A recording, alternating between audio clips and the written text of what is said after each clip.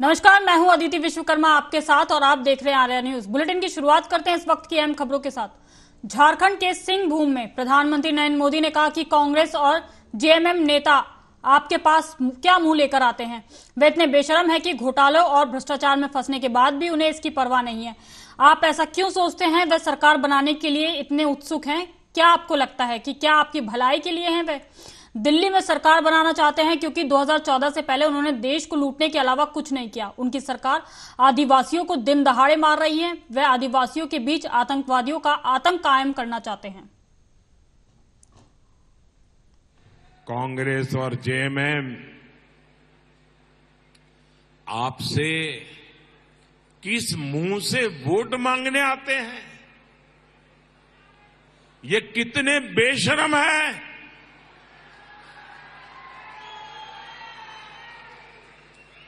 लूट में पकड़े जाते हैं पर परवाह नहीं है। अब उनको दिल्ली में सरकार क्यों बनानी है? क्या आपका भला करने के लिए सरकार बनानी है क्या? क्या देश के नौजवानों का भविष्य बनाने के लिए सरकार बनानी है क्या? कांग्रेस और जेएमएम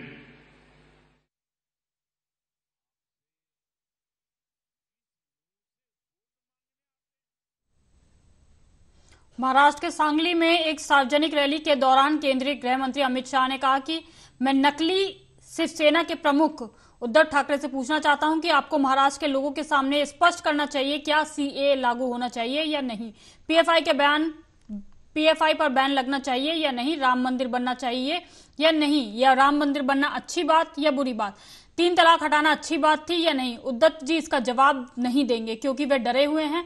उनका नया वोट बैंक शरद पवार और कांग्रेस का वोट बैंक अब उनका वोट बैंक बन गया है।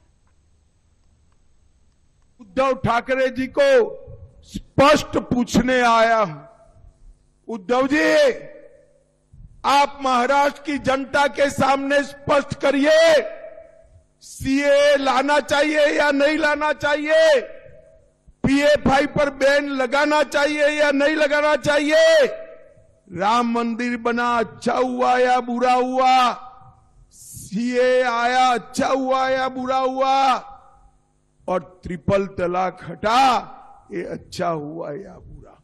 मैं आपको बता देता हूं, कंफ्यूजन में मत रहिएगा, उद्धव जी इसका जवाब नहीं देंगे क्योंकि उनको अपनी नई वोट बैंक का डर है, नई वोट बैंक का डर। आपको मालूम है उनकी नई वोट बैंक कौन है भाई? मालूम है या नहीं है? जो शरद पवार और कांग्रेस पार्टी की वोट बैंक थी वो अब उद्धव ठाकरे की वोट बैंक हो गई है। उद्धव ठाकरे जी को स्पष्ट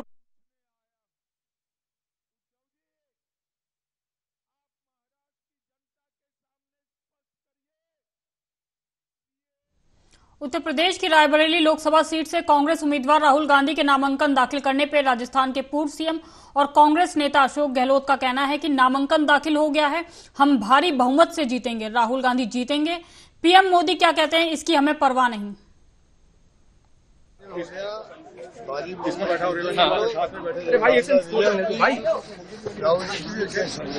सर लेकिन प्रधानमंत्री मोदी हार और जीत की अभी से बात कर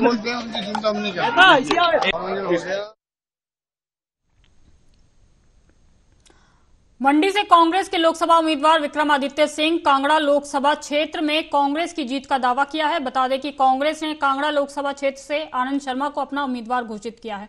गौरतलब है कि मंगलवार को पार्टी के वरिष्ठ नेता आनंद शर्मा को इस सीट से मैदान में उतारने का फैसला लिया गया है, जिसके बाद आज मीडिया से मुखातिब होने के बाद विक्रमादित्य सिंह ने कहा कि कांग्रेस यूपीए सरकार ने कांगड़ा चंबा में बहुत विकास किया है। आनंद शर्मा हिमाचल में एक जाना पहचाना और मजबूत चेहरा है और लंबे समय के बाद चुनावी राजनीति में उतर रहे हैं, वह मजबूती से चुनाव लड़ेंगे। विक्रमादित्य सिंह ने यह भी कहा कि अगर पीएम गुजरात से आ सकते हैं और वाराणसी से चुनाव लड़ सकते हैं तो आनंद शर्मा जो हिमाचल प्रदेश के निवासी हैं यहां से चुनाव क्यों नहीं लड़ सकते। वे हिमाचल प्रदेश के बेटे हैं और यहां से चुनाव लड़ेंगे। चंबा में बहुत विकास कांग्रेस पार्टी की सरकार ने, यूपीए की सरकार ने यहाँ पे करवाए हैं और श्री आनंद शर्मा जी एक जाना पहचाना चेहरा है, कद्दावर चेहरा है हालांकि वो इलेक्टोरल पॉलिटिक्स में बहुत देर बाद आए हैं, मगर निश्चित तौर से वो यहां से पूरी मजबूती से चुनाव लड़ेंगे। मुख्यमंत्री आदरणीय सुक्खू जी के वर्तमान कार्यकाल में और पूर्व कांग्रेस पार्टी के कार्यकाल में जब वीरभद्र सिंह जी यहां से मुख्यमंत्री थे, अभूतपूर्व विकास यहां पे हुआ है। उत्तर प्रदेश कांग्रेस प्रमुख अजय राय ने केंद्रीय मंत्री स्मृति ईरानी के बयान पर कहा कि कांग्रेस के उम्मीदवार किशोरी लाल शर्मा स्मृति ईरानी की नींद उड़ा देंगे। उनके एक एक घर और उन्हें एक एक गांव की जानकारी है। उन्होंने कहा कि 25 साल से ज्यादा काम किया है, निश्चित तौर पर वे स्मृति ईरानी को भारी मतों से हराएंगे। कांग्रेस का जो प्रत्याशी है हमारे भाई के शर्मा जी, किशोरी लाल जी, वो स्मृति ईरानी की नींद उड़ा देंगे। उनको एक एक घर घर की जानकारी है, वो पूरा काम किए हैं, करीब 25-30 साल से वहाँ काम कर रहे हैं और एक एक घर एक एक गांव गांव की जानकारी है किशोरी लाल जी को। मध्य प्रदेश के ग्वालियर में जनसभा को संबोधित करते हुए कांग्रेस नेता सचिन पायलट ने कहा कि बीजेपी को 10 साल सत्ता में हो गए और अब 5 साल और मांग रहे हैं। हमारे नौजवान बच्चे जो फौज में जाना चाहते हैं उन्होंने आपने कहा कि अग्निवीर बनो और 4 साल में रिटायर हो जाओ। फौजियों के लिए 4 साल और खुद के लिए 15 साल, ये कहां का न्याय है? और क्या कुछ कहा, सुनिए आप। सत्ता में हो गए, अब 5 साल और मांग रहे हैं। और जो हमारे नौजवान बच्चे फौज में जाना चाहते हैं उनको बोला तुम बनो अग्निवीर और 4 साल में रिटायर। फौजियों के लिए 4 साल और खुद के लिए 15 साल, ये कहां का न्याय है भाई? आप वोट ले रहे हो, आप विपक्ष को समाप्त करना चाहते हो, विपक्ष पे दबाव बनाना चाहते हो, ये चलने वाला नहीं। 2004 में वाजपेयी जी की सरकार थी, नारा दिया था India shining, India shining.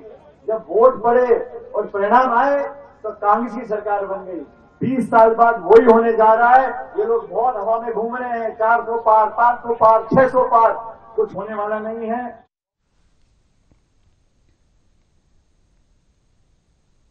Samajwadi party के मुखिया अखिलेश यादव का कहना है कि किसानों की आय दोगुनी नहीं हुई, गरीबों को राशन नहीं मिल रहा।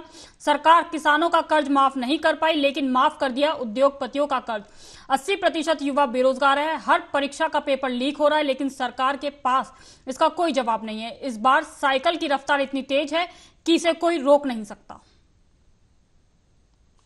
किसानों को अनाज वगैरह नहीं मिलता था, किसान बहुत परेशान थे। देखिए, किसान की आय दोगुनी नहीं हुई, राशन में जो धंधा और कर रही है सरकार, गरीबों को राशन नहीं मिल रहा है, बस खाना पूर्ति हो रही है। सरकार किसानों का कर्ज माफ नहीं कर पाई, उद्योगपतियों का कर्ज माफ कर दिया। 80% मध्य प्रदेश के कांग्रेस अध्यक्ष जीतू पटवारी के बयान पर मध्य प्रदेश के मुख्यमंत्री मोहन यादव ने कहा कि कांग्रेस के नेता जिस तरह से महिलाओं के बारे में बात करते हैं वह उनके लिए डूब मरने के बराबर है। कहा कि प्रियंका गांधी जो लड़ सकती हूं की बात करती है, वह अपने वर्तमान के प्रदेश अध्यक्ष से लड़े। महिलाओं का अपमान करना कांग्रेस का चरित्र है। उन्होंने कहा कि जीतू पटवारी अपने पद से इस्तीफा देना चाहिए। कांग्रेस को इसके खिलाफ कड़ी कार्रवाई करनी चाहिए। मुझे बड़ा दुख होता है, कांग्रेस के नेता जिस ढंग से महिलाओं बहनों के लिए बात करते हैं, ये उनके लिए डूब मरने के बराबर है। और अब कहाँ गई प्रियंका जी जो कह रही कि मैं लड़की हूँ, लड़ सकती हूँ? लड़े वो अपने वर्तमान के प्रदेश अध्यक्ष से, जो इमरती देवी जी का कितना गंदा भाषा बोल करके मुझे तो बोलने में शर्म आती है। ये महिलाओं का अपमान, ये कांग्रेस का चरित्र है। इनके बड़े नेता भी कमलनाथ जी महिलाओं को आइटम बताते थे। दिग्विजय सिंह जी की भाषा में टंच महल था। ये कांग्रेस के नेताओं की भाषा, जैसी दृष्टि वैसी सृष्टि। उम्मीद करता हूं कि तुरंत उनको अपने पद से इस्तीफा देना चाहिए और कांग्रेस को ऐसी कड़ी कार्रवाई करना चाहिए।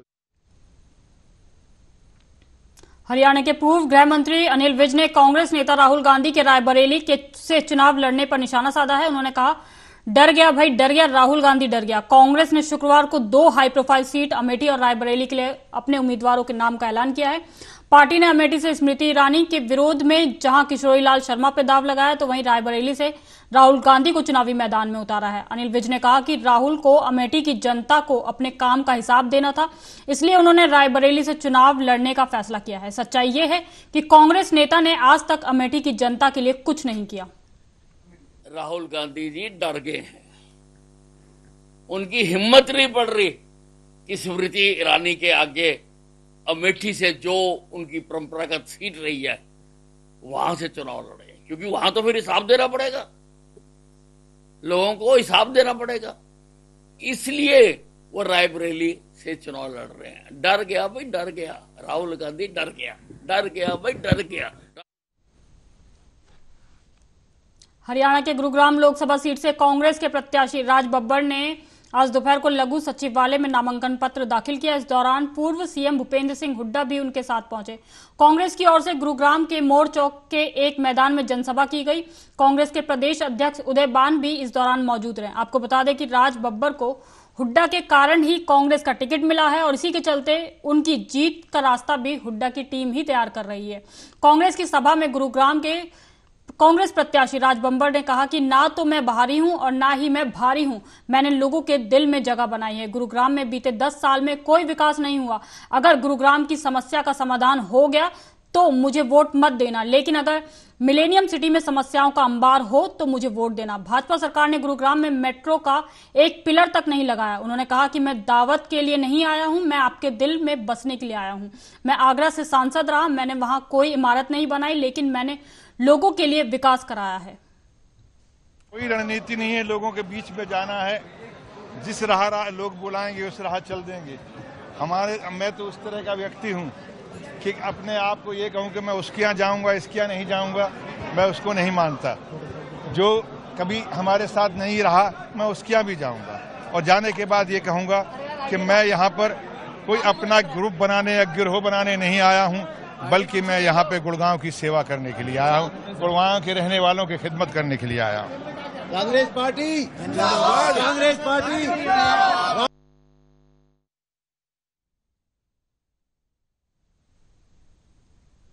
हरियाणा की पंचकुला कोर्ट से जमानत मिलने के बाद करनाल लोकसभा सीट से कांग्रेस उम्मीदवार दिव्यांशु बुद्धिराजा कहते हैं कि मैं कोर्ट, संविधान और अपनी पूरी कानूनी टीम को धन्यवाद देना चाहता हूं। मुझे बदनाम किया जा रहा था और मुझे फंसाया जा रहा था।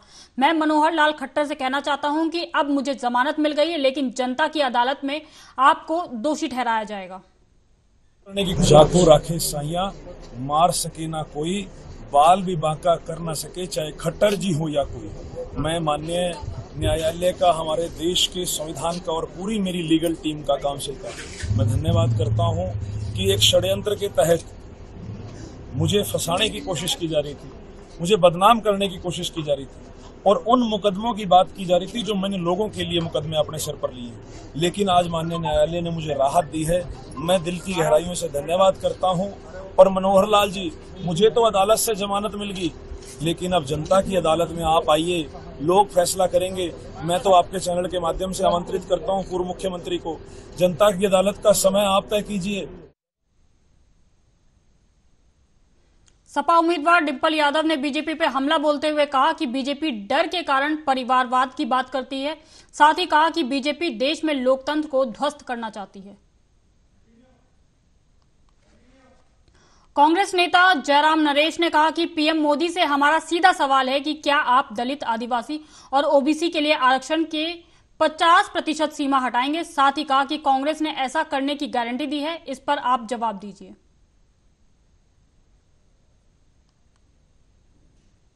प्रधानमंत्री से सीधा एक सवाल है, सही सवालों का सही जवाब दीजिए। आज देश जानना चाहता है प्रधानमंत्री जी, क्या आप 50% आरक्षण की सीमा जो सुप्रीम कोर्ट ने लगाया हुआ है पिछले 32 सालों से दलित, आदिवासी और ओबीसी वर्गों के आरक्षण के लिए, क्या आप उसको हटाएंगे कि नहीं, क्या उसको आप बढ़ाएंगे कि नहीं? असली बात यह है कि ये भारत के संविधान में, बाबा साहब अम्बेडकर के संविधान में 9वीं सूची में सिर्फ तमिलनाडु का कानून सुरक्षित है, 9वीं शेड्यूल में। और तमिलनाडु में 69% आरक्षण है अनुसूचित जाति, अनुसूचित जनजाति और ओबीसी वर्गों के लिए। प्रधानमंत्री से सीधा सवाल है, कांग्रेस पार्टी ने अपने गारंटी में 25 गारंटी, 5 न्याय, हमने हिस्सेदारी न्याय में कहा है कि 50% सीमा हटाकर एससी, एसटी और ओबीसी को आरक्षण का पूरा हक देंगे। कांग्रेस महासचिव प्रियंका गांधी वाड्रा ने चुनाव प्रचार के दौरान कहा कि 30 लाख खाली पदों को भरा जाएगा, अग्निवीर योजना को रद्द किया जाएगा। देश की सेना में सब भर्ती क्यों होना चाहते हैं? मैंने अपनी आंखों से देखा है कि उत्तर प्रदेश के बच्चे सुबह 3-4 बजे दौड़ लगाते हैं ताकि वे सेना में भर्ती हो सके, और केंद्र सरकार स्कीम लाते हैं जो 4-5 साल में आपको वापस घर भेज देगी और आपको फिर से बेरोजगार बना देगी। साथ ही कहा कि समय आ गया है सच्चाई को समझने का, सच्चे नेताओं को पहचानने का और नाटक और नौटंकी बंद करने का।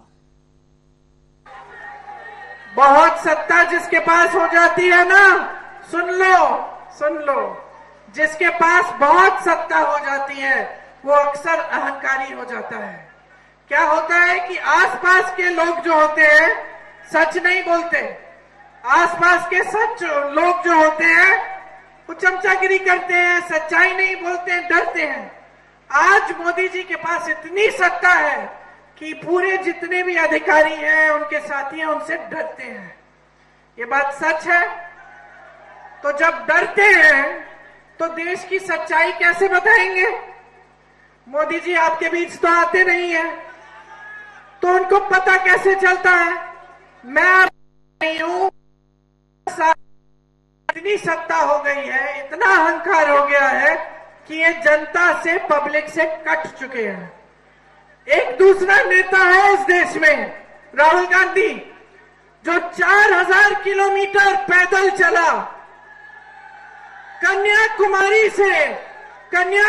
से कश्मीर तक चला पैदल, आपसे मिलने के लिए, आपकी समस्याओं को समझने के लिए और आपसे मिलकर, सबकी बातें सुनकर, कन्याकुमारी से कश्मीर और मणिपुर से मुंबई की यात्रा की, और उस यात्रा के आधार पर एक घोषणा पत्र निकाला। उसको न्याय पत्र कहते हैं। न्याय पत्र क्यों? क्योंकि सबसे ज्यादा अन्याय पिछले 10 सालों में इस देश के गरीब, इस देश के किसान, इस देश के मजदूर के साथ हुआ है। कांग्रेस के न्याय पत्र में ये गारंटी दी गई है, और आप किसी भी कांग्रेस की सरकार को देखिए आज के दिन, कर्नाटका की सरकार, तेलंगाना की सरकार, हिमाचल की सरकार, जो गारंटी दी वो पूरी हो रही है। 8,500 रुपए हर महीने नौजवानों के लिए एक 5,000 करोड़ रुपए का फंड होगा। आप कारोबार शुरू करना चाहेंगे, छोटा बिजनेस शुरू करना चाहेंगे, आपकी मदद होगी। ये जो 30 लाख पद है जो खाली पड़े, उनको भरा जाएगा। कांग्रेस नेता राहुल गांधी के रायबरेली से चुनाव लड़ने पर बीजेपी के मौजूदा सांसद और गोरखपुर से उम्मीदवार रवि किशन कहते हैं कि मुझे सुनकर बहुत दुख हुआ कि राहुल गांधी अमेठी से चुनाव नहीं लड़ रहे। कल रात तक हम इसी उम्मीद में थे और इसी उत्साहित थे कि अमेठी में एक प्रतिस्पर्धी चुनाव होगा, लेकिन आपने खेल शुरू होने से पहले ही खत्म कर दिया। अगर आप स्मृति ईरानी के खिलाफ अमेठी से चुनाव लड़ते तो ज्यादा मजा आता। राहुल गांधी जी, हमको बड़ा दुख हुआ, पता चला कि आप अमेठी से चुनाव नहीं लड़ रहे हैं। कल रात को हम लोग प्रसन्न थे कि अब मजा आएगा।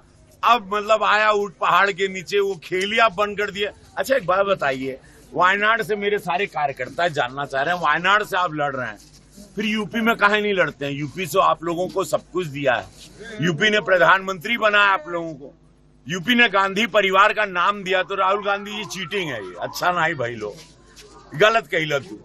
काहे तू रायबरेली से लड़ा तड़ा, काहे ना अमेठी से लड़ला? सवारे हमारी दीदी स्मृति ईरानी जी रहना, उनसे लड़ता, थोड़ा मजा।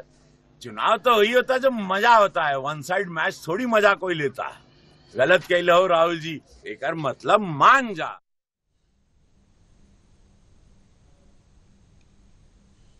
मध्य प्रदेश कांग्रेस अध्यक्ष जीतू पटवारी के बीजेपी नेता इमरती देवी पर दिए गए बयान पर बीजेपी सांसद और केंद्रीय मंत्री ज्योतिरादित्य सिंधिया का कहना है कि प्रदेश कांग्रेस प्रमुख का ऐसा घटिया बयान महिलाओं के प्रति उनकी और कांग्रेस की मानसिकता को दर्शाता है। आने वाले दिनों में देश की महिलाएं, राज्य इस पर कांग्रेस को जवाब देंगी। कांग्रेस के प्रदेश क्या हो रहा है, ये मानसिकता दिखाती है। कांग्रेस प्रदेश के अध्यक्ष की महिलाओं के प्रति, कांग्रेस पार्टी की महिलाओं के प्रति और जो निम्न स्थिति तक गिर चुकी है कांग्रेस, इसका जवाब कांग्रेस को सारे प्रदेश की महिलाएं आने वाले शिवसेना उम्मीदवार यामिनी जाधव के नामांकन पर महाराष्ट्र के सीएम एकनाथ शिंदे का मीडिया कर्मियों से बातचीत करते हुए कहा कि दक्षिण मुंबई की विधायक यामिनी जाधव के समर्थन में हजारों की संख्या में लोग मौजूद थे। केंद्र सरकार द्वारा किया गया काम और हमारी सरकार द्वारा किए गए कामों की वजह से जनता हमें जिताने का काम करेगी। सीएम एकनाथ शिंदे ने दावा किया कि मुंबई की सभी 6 सीटें महायुति के उम्मीदवार जीतेंगे। मुंबई में विधायक यामिनी जाधव, इनका नॉमिनेशन भरा हुआ है। आपने देखा कि कितने बड़े पैमाने पर हजारों की तादाद में लोग यहाँ उपस्थित थे और उन्होंने पूरी तरह यामिनी जाधव को समर्थन दिया है।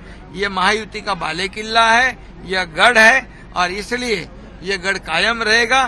पिछले बार जो सांसद थे उन्होंने यहाँ इस चुनाव क्षेत्र में क्या काम किया ये जनता ही कहती है और इसलिए 2 साल में हमारी सरकार ने किया हुआ काम, मोदी जी ने 10 साल में किया हुआ काम, ये काम आज इस चुनाव में लोग बिल्कुल चुनाव में वोटों के माध्यम से ये करेंगे। बिल्कुल हमारे कैंडिडेट के पीछे खड़े रहेंगे। यामिनी जाधव सिर्फ नहीं, ये पूरे मुंबई के 6 लोकसभा चुनाव क्षेत्र में महायुति के कैंडिडेट जीते।